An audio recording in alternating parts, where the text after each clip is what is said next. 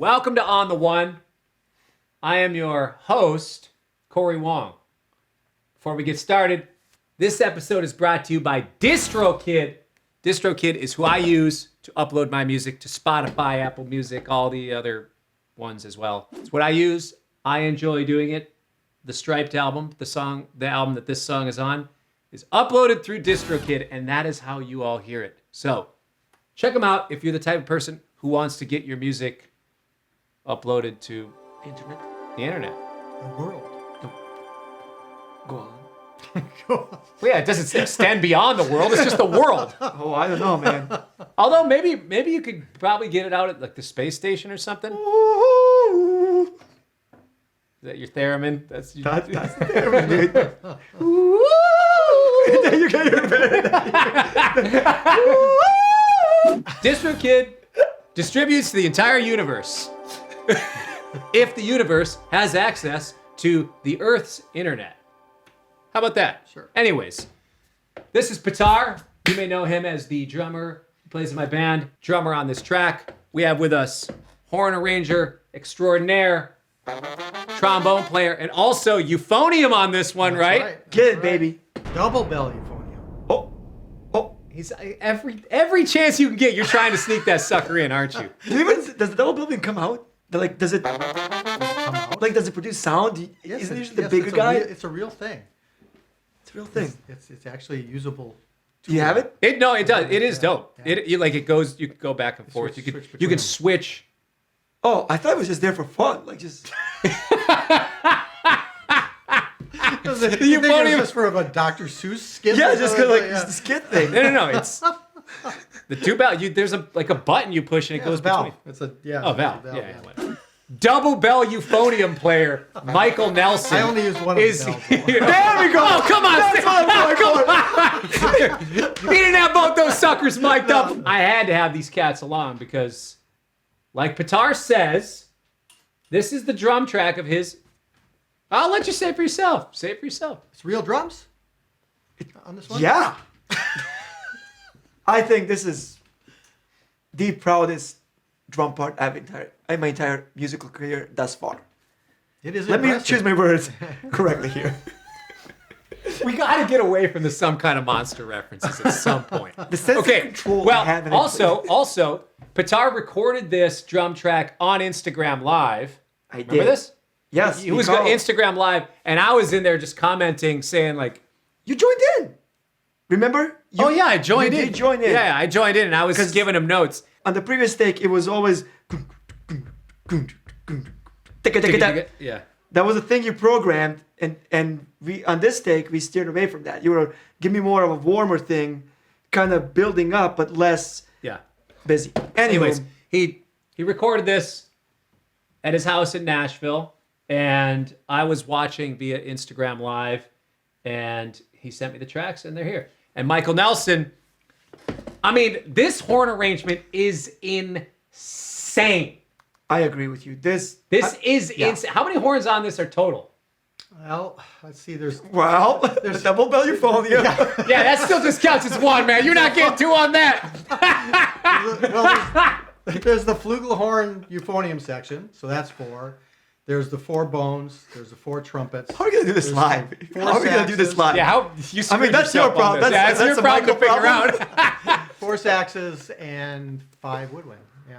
So 5 woodwinds, 4 saxes. There's an easy way to 4 find this out. trumpets. Sounds like a 1, you 2, problem there, 3, Michael. 4, 5, 6, 7, 8, 9, 10. 10 woodwinds. 10. Oh. Does that line up to you? We must have doubled them. Yeah. No, you counted the saxes. That's what it is. Oh, yeah, I counted Yeah. the saxes. Okay. They're woodwinds. Yep. Sure. I mean, you're in What too are deep saxes? into hornland if you don't think that saxophones are woodwinds. Like, Well, they're part of that. But when woodwinds are a subgroup of saxes are a subgroup. Like clarinet, flute, oboe, those things are. I always see those as woodwinds when I say woodwinds. Saxes, I say, kind of separate. But you're right. I respect. Yeah. I respect. Brassier respect. woodwinds.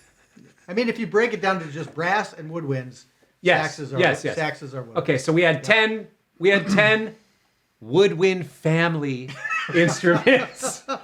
11, 12, 13, 14, 15, 16, 17, 18, 19, 21, 2, 3, 24 total. We got 24. I cannot wait to Sounds play about this right. dude live. Yeah, these cats aren't doing this live. This arrangement ain't. Half these parts I'm gonna have to hire union cats to play it anyways. That's not gonna work. Kenny will be coming with a cart on the gig. Just, hey Corey, I'm here, man. Well, Kenny did play. Kenny played all 10 of the woodwind family of instruments parts. All right. Steve Strand played all the trumpets And flugelhorns. and flugelhorns. You played the trombones and the euphoniums. Double belly. And double bell euphoniums. Yes. Okay. Well, since we're talking about personnel, Kevin Gastongue played the piano. I played the guitars. Seth Tackaberry played the bass, and Pitar played drums. Seth recorded all his stuff in London, Dropboxed me the track. Hornheads all recorded their stuff from home. Yeah. Because this was done, we did this, in 2020. Right beginning of Yep. Yeah. Yep. So yeah, individually, just To explain the vision of this tune, so what I had in mind for this one, it's called Ellie. Ellie is my middle child, my second child. When she was first born, 8 years ago, I can't believe I have kids that are 10. 2 days before my recital. My senior recital, you were gonna like, man, I might not make this one, brother. That's right. That's right. And that's when I slipped on the stairs, Oh, too. That's when I slipped on the stairs. 4 days. Hey, all Finally. right, come on. 4 days. Come on. Hey man, listen, you're my friend. I was under the train in the last 2 episodes. All right, I'm trying to have a this rehearsal. side. Rehearsal here. For his recital. Senior recital. Me and our friend Johannes are in rehearsal. Corey's running late, and I'm like, his wife is pregnant, number one. Number two, I'm like, I'm a little worried. I'm calling Corey on the phone. Hey, dude, we're at room 256. Where are you? Hey, dude, I'm on my way. Sorry. And all I hear was like, ah, boom. Corey. Oh, dude, I just fell down the stairs. My wife just polished the stairs. In my head, your wife is 9 months pregnant. Why is she polishing the stairs? We had just moved into the house. It's not like the way he says it makes it sound like I got Cinderella working in the. And here comes Corey to rehearsal. oh no. Dude, I Johannes messed is up my laughing. back bad. You did. I remember. You were hurting for like the next few days. I had some slippery socks on, freshly polished wood stairs, and I'm running down the stairs because I'm like, whoop, He's hollering. boom, It's done, 8:30. I'm like, done. Yeah. Yeah, that's when I was playing the AC30. yeah. Okay, yeah, all right, wait a minute. So a few days later, my daughter was born. That year, so she was born in November, and she was about a month old. It's Christmas season, holiday season, and we're pushing her around in her little stroller, and it's one of those ones that faces you. It's basically like a crib on wheels. It was one of those sort of strollers, and I don't remember where we were. It was a downtown. I don't remember if it was. You were in St. Paul at the light thing. It was the park. They do it every Christmas. In St. Paul, there's the park. They do like the ice sculptures and the lights, I think. Yeah, it was maybe that. That's a good guess. I was thinking also maybe Holodazzle Parade or something. Yeah. What's a holodazzle parade? They don't do it anymore, but it was. It was this downtown- parade where they like downtown Minneapolis. dress up in Christmas light costumes, like the Red Hot Chili Peppers at Woodstock. Oh, yeah. But like Christmas lights. I see. And then they have a Santa. It's like it was something like that. Actually, I also for some reason think that it was in New York City, but there's no way that I would have flown You with with the Ellie. baby? With 1 month? You? Yeah, I guess it had to have been one of those two things. Anyways, I'm pushing my daughter in this little stroller, and she is absolutely at peace, completely just your typical sleep like a baby moment. She's this precious tiny baby child in this thing, and there's all this chaos around. There's lights, there's people running around, it's the hustle of the season, and there's just so much stuff happening, so much action happening outside of her stroller. So I was hearing this like little lullaby, a really gentle lullaby, which the role of that is played by the piano. Really nice, gentle lullaby, solo piano tune. But I wanted to surround it with all of the action of what was there. So the action, really, really busy drum part, almost drum and bass style playing.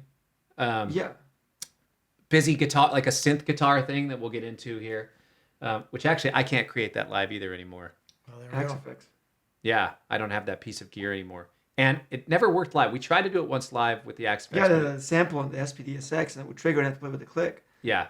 So this tune is this solo piano lullaby of my daughter in this quiet, really intimate moment. And then all this chaos around. And that's what this song, to me, that's what I was going for with this. That's what I was trying to, if I were to make a music video, that's, I guess, just what I would do for this song. But we recorded this tune at Brad's studio 8 years ago. 8 years So ago. we had this band called Foreign Motion. Pitar, Kevin Gastongwe, our friend Johannes on bass, and myself. And yeah, it was basic. It's the kind of band you'd think of when it's some kids who just studied a bunch of fusion music in college and then put a band together. True. Kind of like Corey in the Wong Notes. Oh, come on, man. Hey, man. Nah, man. I think you play more notes than anybody in the... I think it's the same band. That's the funny thing. Well, Just add the horn section. yeah, pretty much. It's Sonny on bass, and Oh yeah, even the busier bass players on bass. Yeah, that's true. Anyways, all right. So the concept for that band was that it was kind of a fusion. It was. band, I'm just whatever. joking. So this song, we actually recorded this 7-8 years ago, and there's a version of it out on, a few hundred CDs somewhere in the world right now. But what we ended up keeping from it is the piano. Yeah. The piano is actually Kevin's. Actually, it's that piano. Yeah. Right? Mm-hmm. That was the piano. Actually, I have a video of this from my. I was probably using a BlackBerry or something at the time. Hold on, let me find this. Check this out. This is Brad's studio. Okay, what year? Okay, Kevin had hair, and there's an iPhone 3. Is that an iPhone 3? iPhone 3. Or That's something? an iPhone 3. Yeah, that's that old. So, yeah, look at that mouse. This is. Oh, look, the same monitors, too. The focals and the piano. All right, anyways, this is. I'm excited because I'm remembering this piano was really special. When I asked Kevin, I'm going to play you the video of the outro just because I'm there in my head right now. I told Kevin, take the song. Take this lullaby that I wrote. When it gets to the ending, I want it to feel like it gets more complicated in the way that life gets more complicated as it goes from being an infant and growing up and that sort of thing. And not always in a bad way or whatever. It just, life gets more complicated. So I said, take this melody, expand on it, give me Bruce Hornsby meets Debussy. Okay, Wow. Think about Hornsby's piano style. Yeah. Think about Debussy, and that was the vision for this. There was 2 takes that he did that were, one of them was more Chick Corea than anything else. That's kind of how it ended up sounding, and I didn't want it to feel quite like that. It ended up actually being too complex. Is this the final take? Is that the take? This is the take. Wow. This is the video. I'll just play it. This is him recording take 3, the outro from Ellie, back when Kevin had hair.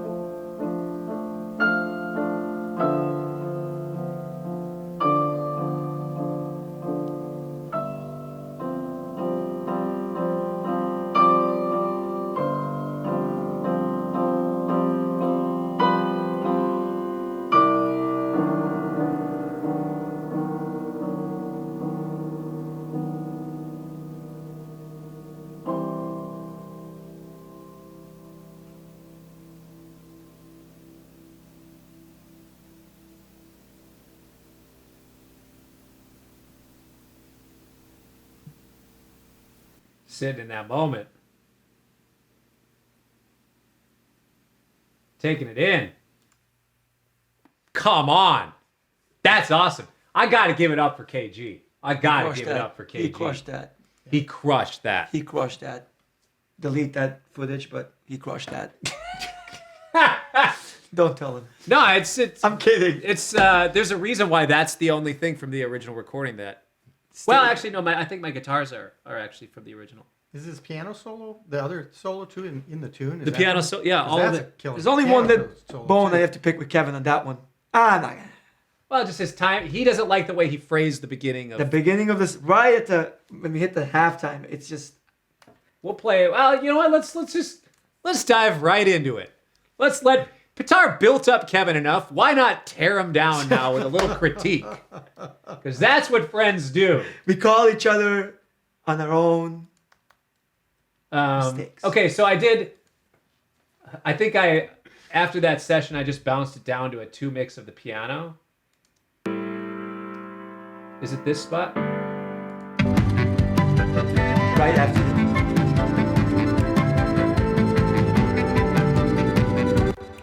This is also the final mix. I mixed this tune. So any mix changes you want now, this is the only time you're going to get them. It's already on Spotify. Oh, this is dope. Something about that. It's dope. It's dope. Don't get me wrong. I nudged it forward already. Okay, so I think where it was, okay, I did nudge it forward. It was just weird because This is when we actually recorded where- with this the is forward originally- motion thing. I did a fill for this.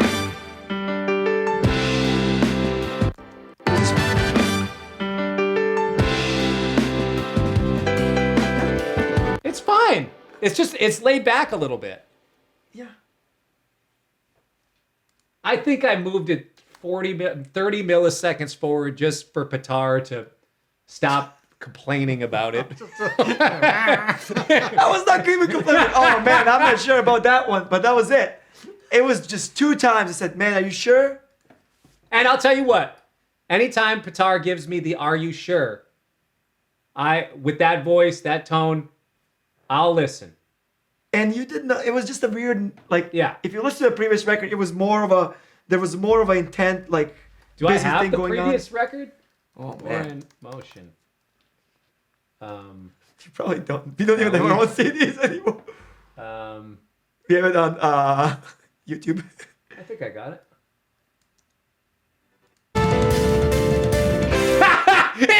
We started right away. You see what I mean?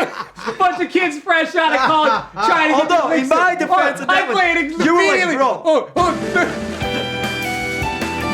You're playing it from your solo. You said shred over it.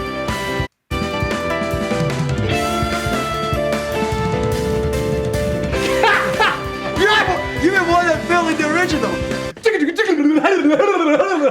It's more like a.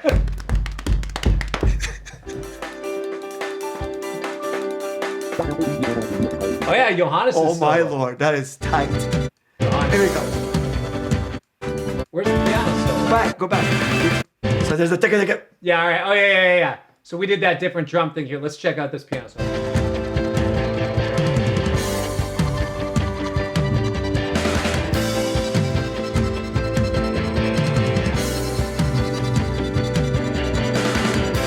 That was your idea. That was not mine. It works for this arrangement.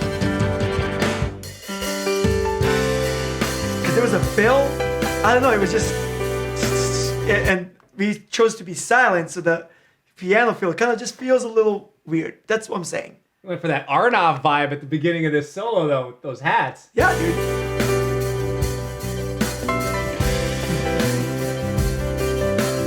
We went in, dude. I like the current version a lot better than that one. Me too. I mean, are you kidding me? I'm more happy with my part. I think the horns might have been better on the other one, but Oh, dude, the horns. They were crushing it. The other one. they got Father Ulrich. No, there was no horns ever on I that. don't think we were even tight with Michael No. then. No, I don't think we even knew each other back No. then. Okay, so this was on that old album, our old band. Then I was doing a series of shows and a live album with the Metropole Orchestra. And I was thinking, it'd be nice to do a few either new songs or songs that people don't know from my catalog for these, as something special at the shows, but also we knew going into it that we were going to do an album. And this song has always been very special to me for, I guess, obvious reasons connected to my daughter, but there's just something about it that I've always felt like it didn't. I don't feel like we nailed it on the Foreign Motion. We did version. it, and it was just 4 of us. Yeah. I don't think we necessarily could have given it exactly what it needed, which is what it has now, which is all the other full vision. Yeah. Yeah. So with Metropole, I think on that arrangement, if I remember right, it was a lot of string action. It was mostly the string section. Building didn't play do a lot of the pits. Just a lot of Yeah, pulsing stuff underneath yeah. and stuff. They took the axe effects. Yeah, they took the part of my Axe Effects guitar, which we'll get into in a second. But I think I remember saying into this one, I love what they did. That stuff is not possible on horns. So how can we? Are you sure, Kenny? You put that in the chart? Yeah, put that. If you can sound like it. Yeah. Well, I mean, you sent me you sent me their version of it, and and I mean, my first question after I listened to it, because it wasn't so much, am I going to try to copy this, because like you said, strings and horns are just two different animals.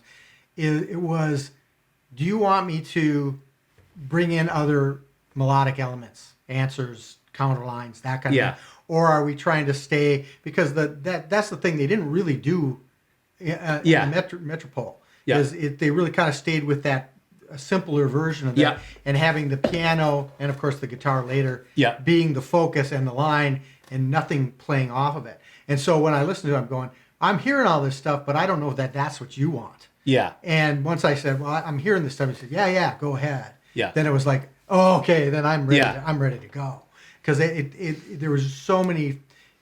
The different shapes of the song, different places where you could build the counter lines to play off of, because it has this like you said, this beautiful, simple melody, and then the chaos around it, and some other stuff. I felt like I could add to that. Yeah. Not so much chaos, but just some other voices. Yeah, And honestly, I think with some of the way that the woodwind stuff, not even you purposefully doing it, there's certain elements that to me tick a certain box of, I mean, really it only matters to me, the feeling of that holiday season, that being part of the chaos.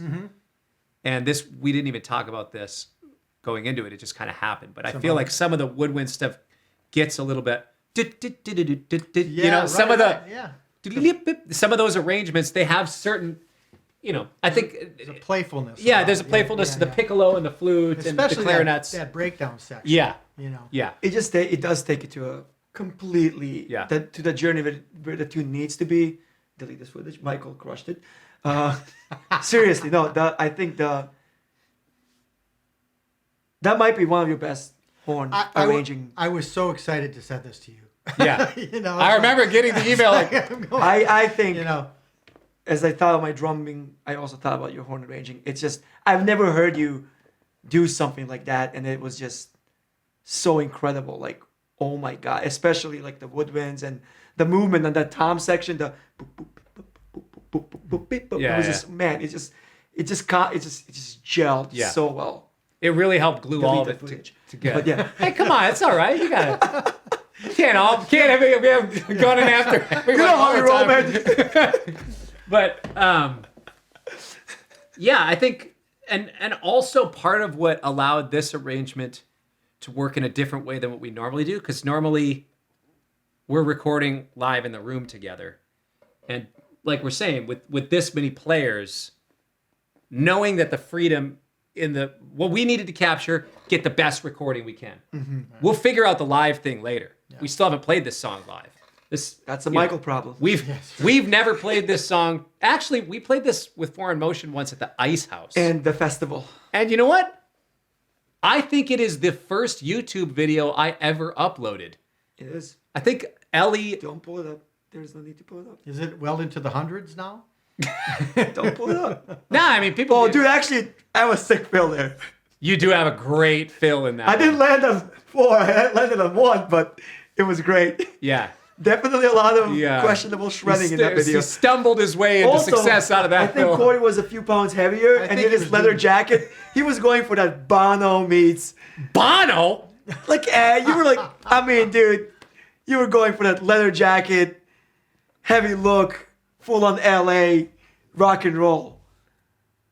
And that's Bono to you? That's your go-to? Yeah. Edge. Wait, those are two completely different people. Same band. I'll give you that one. They are in the same band. I'm not gonna lie. Well, I have no idea how Bono looks. I was wearing a leather jacket, I think. Was that my blue pants phase? It was your heavy blue pants face. Strat still there, but kind of mohawk. Kind of. Yeah, I was doing a little bit of a faux hawk thing. You were shredding though. You were.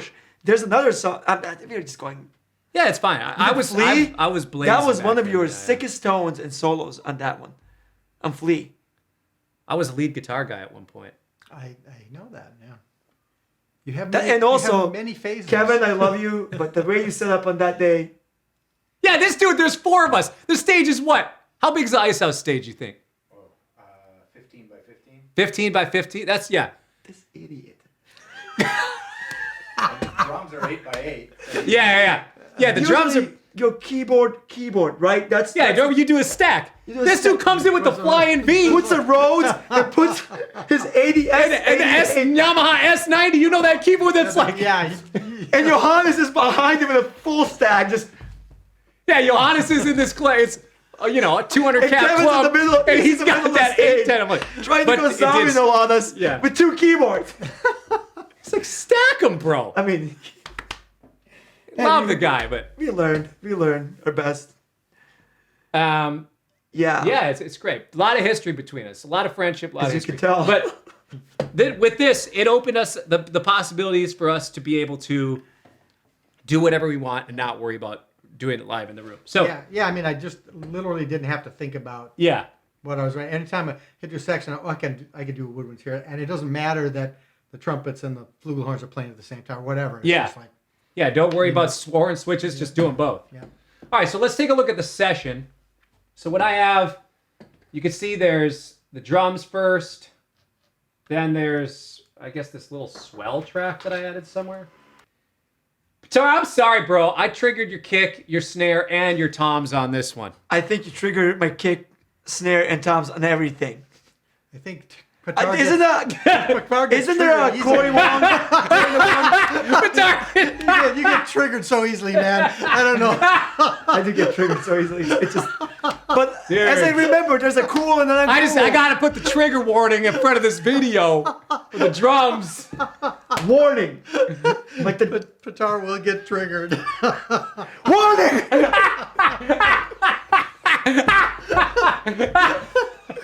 Hey, They sound dope though. they do. But I do seriously believe there's nothing that you've not triggered yet. No, I don't normally trigger your toms. Let's hear without the triggers.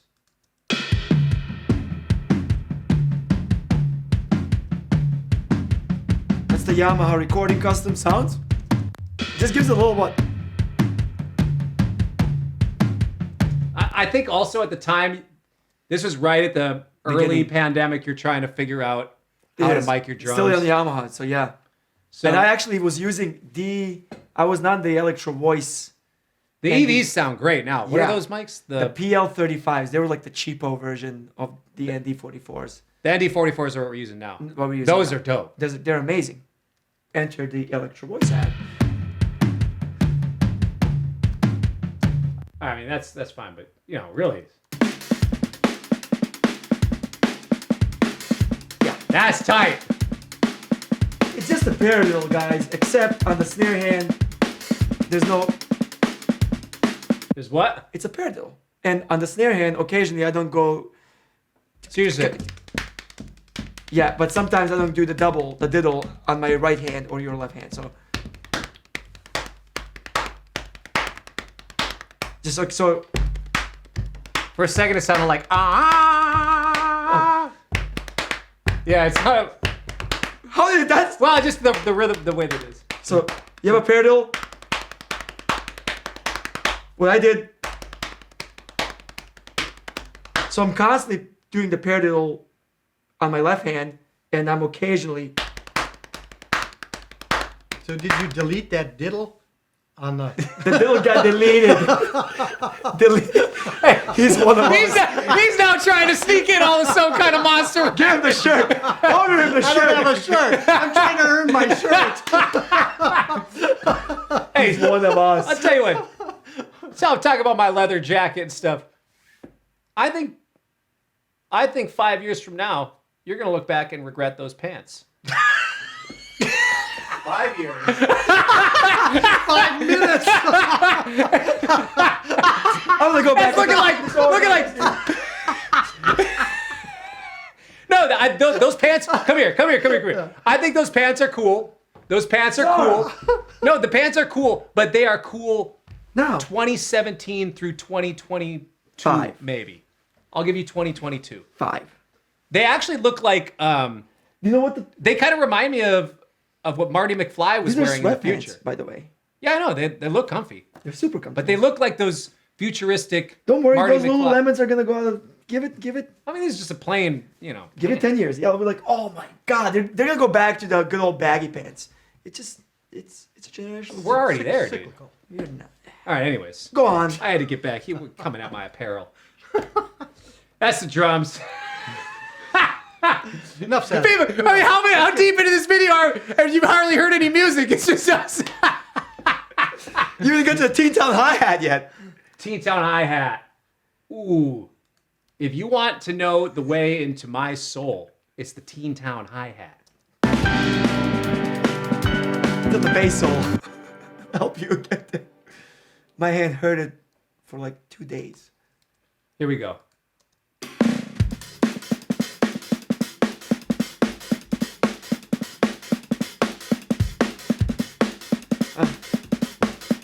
And the ghost.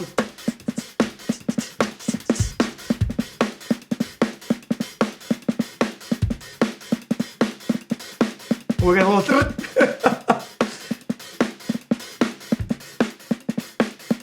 Oh, got a little I'm getting tired. You're getting Guys, tired. I'm a little tired. I call myself a funny fellow. He's getting tired. It's still going. Who is the knucklehead? It's like, oh, I have a bass solo for like 32 bars. Dude, Seth's bass solo He is slayed it. insane. Though. Young Seth slayed it. So that brings us to the bass. All right, drums, bass here, Seth Tackleberry. So you'll see I have my regular bass track. What was I doing here? Yeah, DBX, CLA bass, You see LA bass going on. a little bit EQ. But then I doubled it with the Moog, or Moog, Oh. the multi-mode filter. So here's the bass on its own.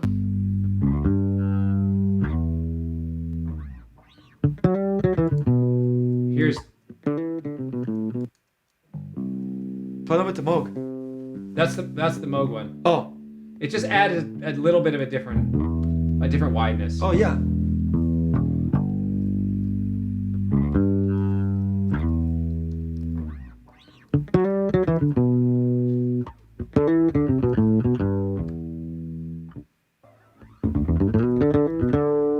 What's going on there, bud? Well, he sent me. I comped it. It was two I takes. see.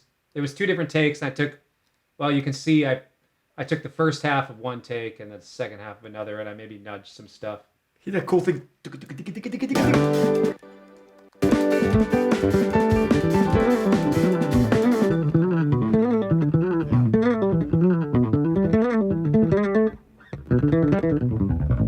Go ahead, Seth.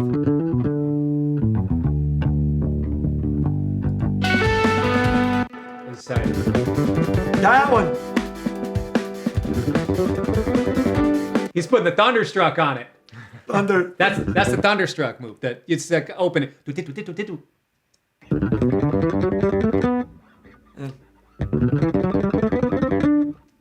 Yeah, That's tight. All right, guitars. So I have. Here's the guitars.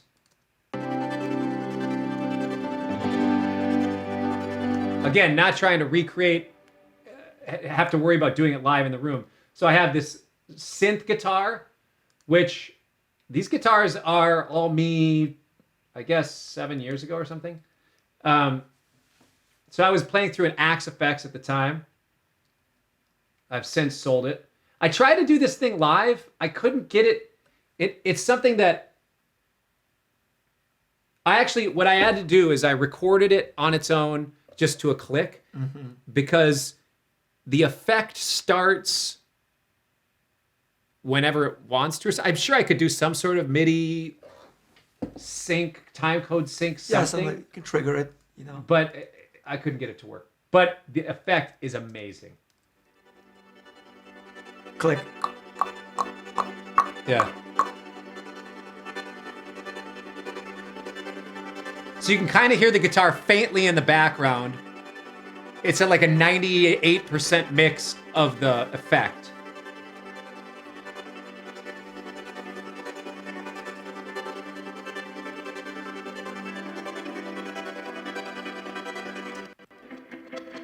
So what are you actually playing rhythmically there as a guitar player?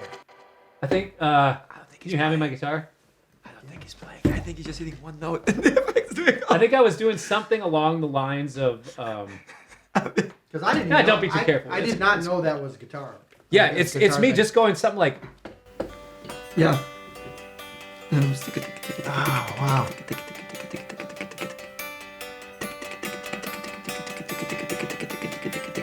so I think what it is, there's some sort of, yeah, just hand it to Brad. There you go. Thanks. It's like crystals. There's a crystal effect. You can hear it. You can barely hear it faintly in the background.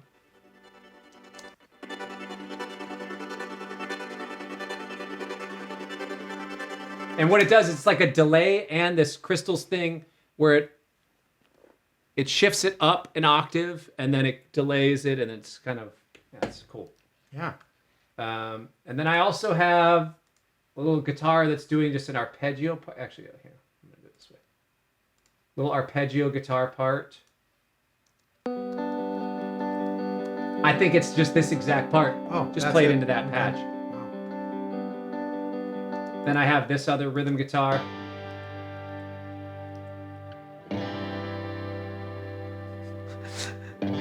It's like I said, take me down to the paradise city.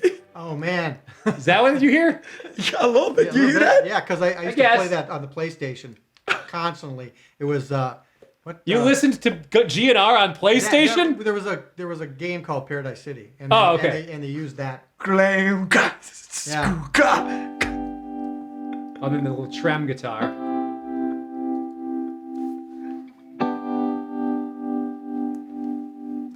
Okay, then the guitar solo. I think this might be my only guitar solo on the Striped album. Yeah, Citriani solo is massive. Yeah. Well, that song actually. Yeah. Well, I think we added the solo section for Do you him. count? Ah, no. Kimbra is kind of like. Well, it's like a guitar soli. I treat that as. I mean, yeah, that would be.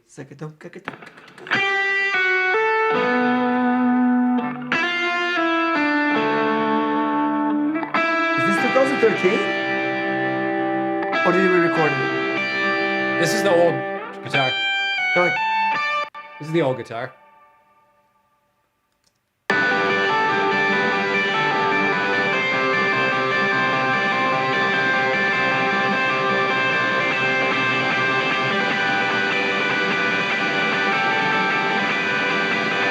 chaos.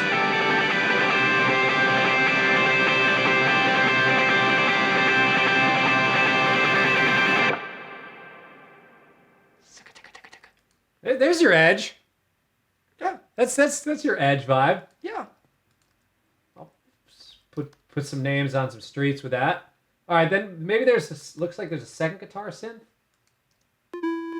Oh yeah! I don't know why I did this. This is a I don't even hear there's some that. guitar synth patch in the Axe Effects that I was like, oh, this is cool. I'm gonna put it in my song. I didn't even remember that it existed.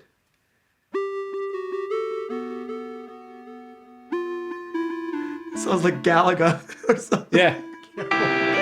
It's tucked underneath this guitar Sega solo. Mega Drive over here.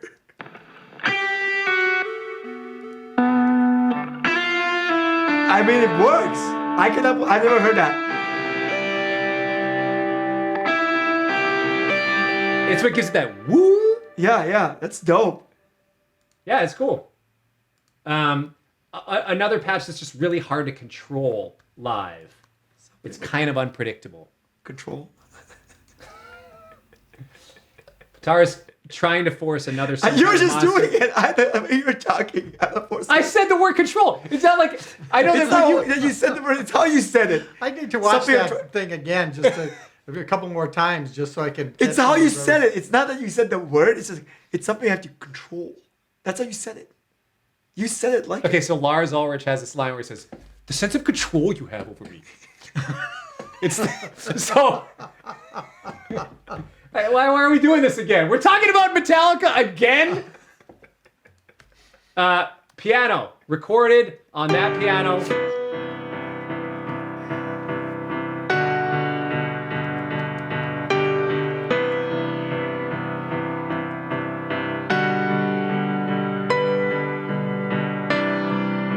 me crush that.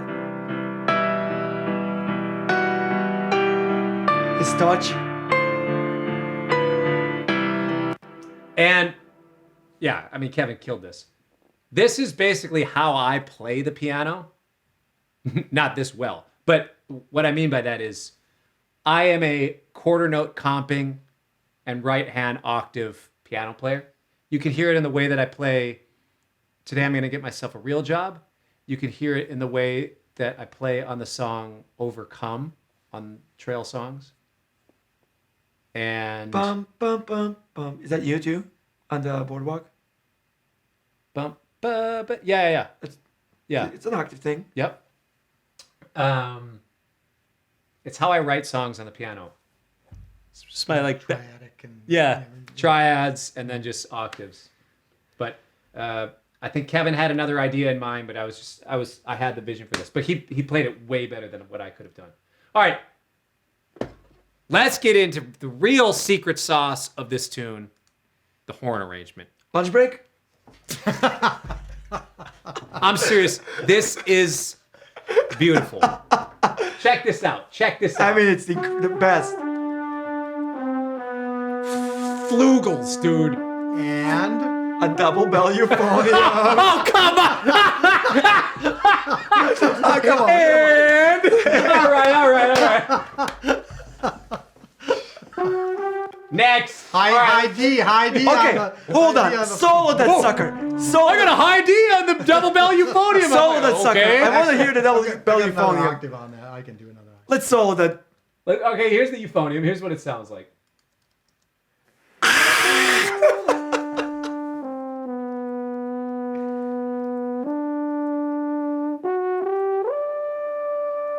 Man, how do you get those? No. Oh, it's just hitting the partials on the way up now. Just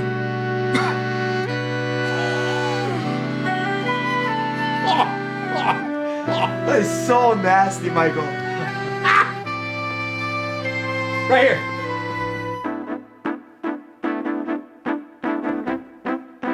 It's like, Woo! that's at Christmas. And then going. That's at Christmas.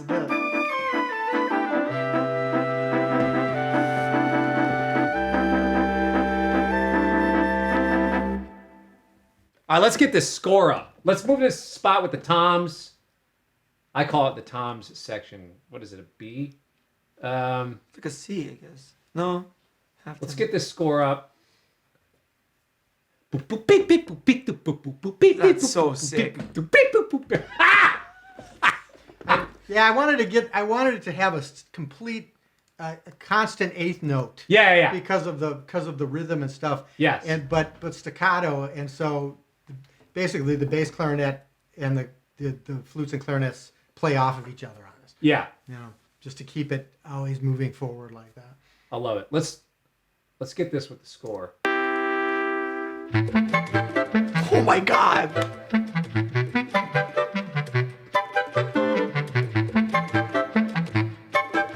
those buttons though.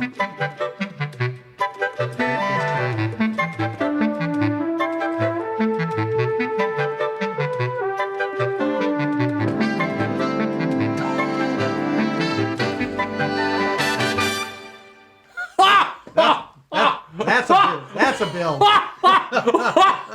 That is insane. Let's listen.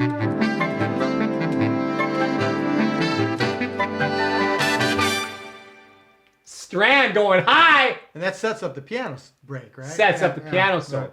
Now you'll see what looks like a lot of editing in here. It's not editing. It is removing the loudest buttons in the game. Kenny Holman. That's not even his tenor. That's not the word. Oh, I know, yeah. His tenor is... His tenor. It's a percussion instrument all on its own. Put in the loop. You get it. You can see it. There's all this button noise. I mean, you could hear the button noise even in the bass clarinet part here. Especially, yeah. I didn't want to edit or even remove that. Because also it adds some vibe. It does add vibe. It's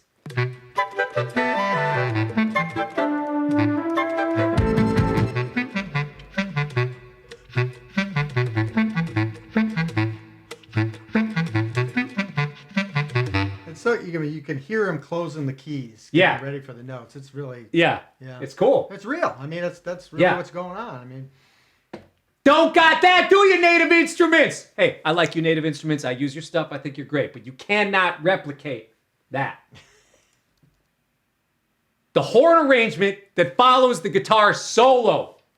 That's one of the Michael Nelson specials. Now, he's humble about this, but the first time I heard him do this was, I think, still some unreleased Prince tracks that I may have been given a sneak peek to, that Prince had these insane guitar solos, and Michael orchestrated, was it basically full, like a chamber orchestra? Well, yeah, I mean, woodwinds, brass, and, really was, 10 strings. 10 string, Wow. yeah. Quadrupled. Yeah. Yeah. Orchestrating to Prince's guitar solos. I'm sure at some point the music will come out, and I'm sure you're thrilled to have people hear all that work. But It would be nice. at some point, yeah, that will get released and you'll hear it. But Michael was talking to me about this concept when he was doing it. He was saying, I'm doing this stuff with Prince, these insane guitar solos, adding this orchestration. Let's try it on some of your stuff. And I had not been one to really write guitar solos, but this one already was done, and it really is kind of a written solo. Well, it is. It is a written solo, basically up until the end where I just kind of go chaos rhythm. But this is a great example of kind of orchestrating along with the guitar solo.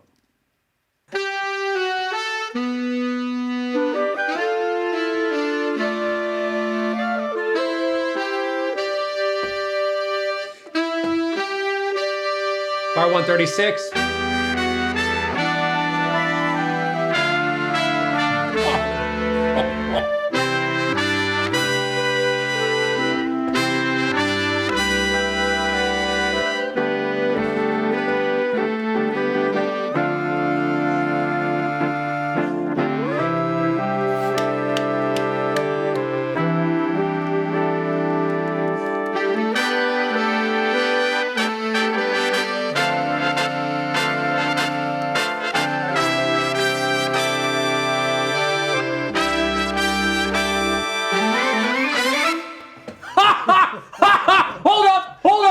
Hold up.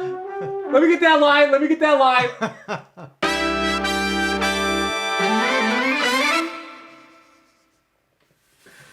Catching the drum fill.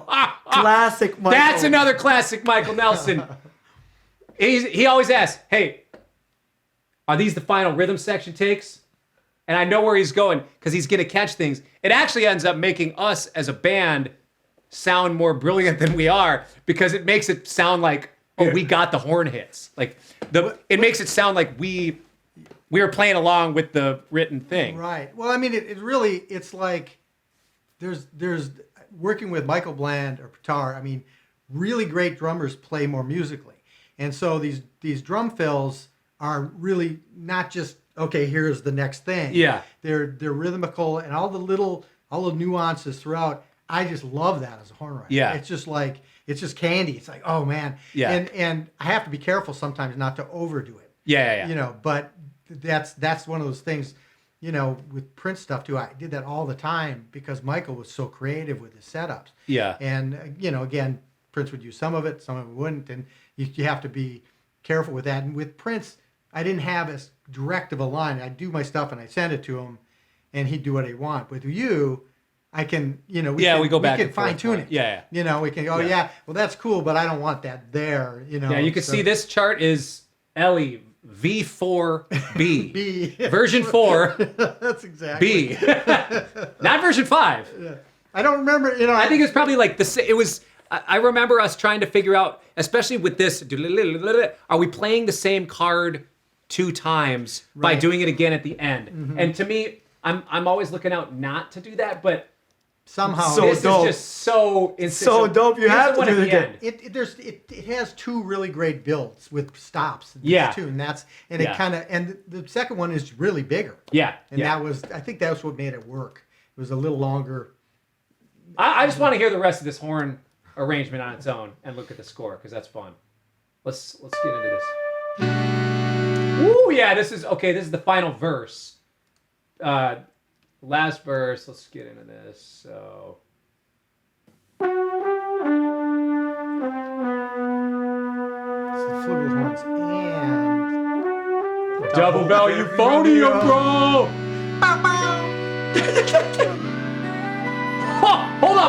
Hold up.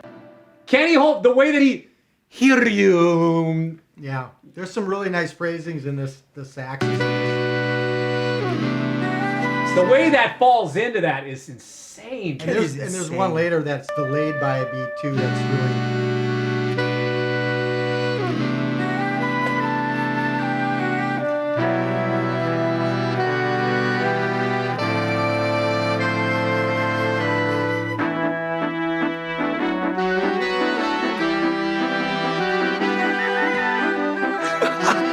That's like a Simpsons thing. Yeah, it's an Elfman.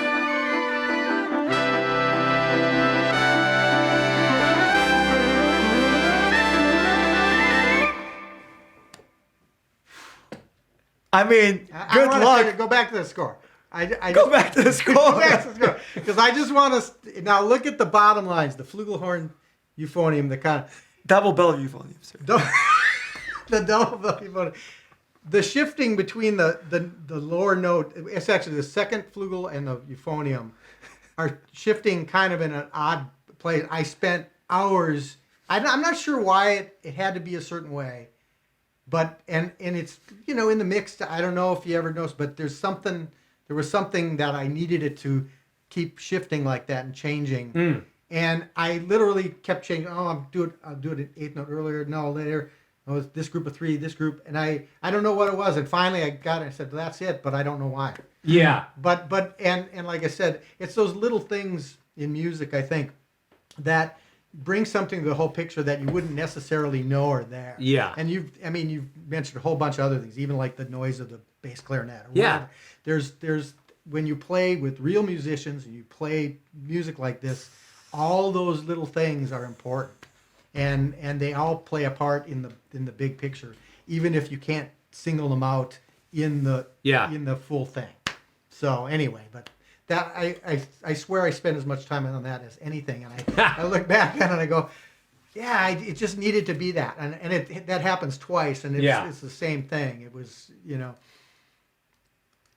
Well, for any of you that want to study this score, it happens to be available on my website along with other transcriptions. There's probably a link below, unless I forgot to put it on this video. Which, if I did, just make a comment and remind me to do it. This arrangement, I think, this to me felt like Christmas Day when Michael sent me, first off, just the arrangement. And then when I got these when he sent me the link and I entered these into the session, it just immediately, I don't know a lot of other things that can, I don't know a lot of other times where it's happened where Like I have a vision for something. It's written.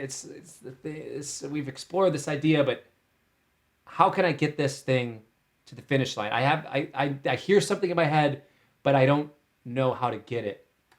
And the amount of time that Michael and I have worked together, the amount of projects that we've done together over the last several years now, he knows a lot of my instincts. He can anticipate some of the things that I'm going to request or that I'm looking for. Right. But also knows that I give him the creative freedom. It's like, Michael Nelson's Playhouse here. Just go wild. And then all of a sudden I get these things. I didn't know that I wanted some of these lines, but he heard those in his head. And it's like there's these voids that were in the arrangement that now all of a sudden I cannot imagine this without those things. Yeah. So Cool. I guess all that to say, find yourself good collaborators and people that you trust and that trust you, and really magic will happen. There's something that comes from a trusted and a respect for each other's craft that you're not going to get on your own. This is why you have collaborators. This song would not even be remotely as good as it is without that stuff. So that's my spiel on that. All right, so if you want to dive into these a little bit more, the stems per se, it just so happens that the stems for my entire Striped album are for sale on my website. Why? Because I think it's important for educational purposes. You go steal it, I have lawyers that will come after you. I'm serious. Stems are available for educational purposes. The scores are available. You can listen to my guitar parts, the drum parts, the horn parts. Because I think it's something that's valuable, that I like to enjoy. Petar's got some sort of Serbian website that he's been able to find some stems for other songs illegally, which I don't necessarily condone, but I do happen to have the stems for spider webs on my computer. I'll admit. For educational purposes. For educational purposes. I'll tell you what, Gwen Stefani in the 90s, she's still amazing. Dude, that no doubt is insane. I love that band. I agree. All right, anyways. What you're seeing here is the arc of a song. And I think sometimes we record something or we make something and we think, all right, that's as best as I can make it. And a lot of times, that really is the majority of how we do what we do. But in this one, even though we did a version of it, I didn't feel like it was completed. I didn't feel like it really did what I wanted it to do. And sometimes it's really worth chasing something down. Sometimes it's worth scrapping everything. Sometimes it's worth scrapping everything other than the piano and the guitar and starting fresh and approaching something in a new way. And this is a great example of that. I feel like some of us as artists it's easy to feel ashamed if we change our mind later, like we weren't good back when we made the original thing. And I do think that we're better musicians now. I know that we're better musicians. We have more wisdom. We have more life experience. All of that. Well, you also have more time together, and you know each other better. Yeah, absolutely. Yeah, that's a big thing. Yeah. Even just individually, you're better, but as a group, yeah, absolutely. The communication is. And you became our friend too now. So. And now we got it. Now we got a double bell euphonium player in the band. So without a shirt, I might add. So the thing is, I want to encourage those of you that are making art, if you have something that feels good, but it's not quite there, chase it down. Get it all the way to the finish line. I didn't have the resources, the vision to really get this song, or the people in my life to get this song to where I wanted to 7 or 8 years ago, whatever it was. But now I feel like we really captured it, and that the vision that I was going for is in this recording. And I can't tell you how much fulfillment that gives me as an artist, and how great it is for these guys to feel like they contribute in a way that feels like their work is maybe his best drum thing to date, a horn arrangement that Michael's very proud of and feels good about. And yeah, you just kind of can't buy fulfillment. You know, it's got to come from hard work and chasing down something that you really believe in and that really helps you express who you are as an artist. And that is this song. So, thanks for joining us. Hey, a quick reminder. If you're the type of person like me who uploads your music to streaming services, DistroKid. That's who I use. And they have features beyond just uploading your music. One thing that's kind of cool is they have some marketing tools. And because your audio and your artwork is already in their system, they have some stuff that will kind of auto-generate for you if you want, but then also ways to customize things. So you can have custom designs for Instagram stories or TikTok or for Facebook or different dimensions of videos and photos and different ways to link your music to the streaming platforms. It's super cool. Lot of features. Okay. Also 0%, right? They take 0%. They take 0%. That's what I'm talking about.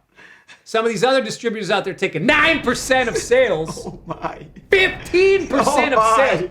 30% of sales. What? Are you kidding me?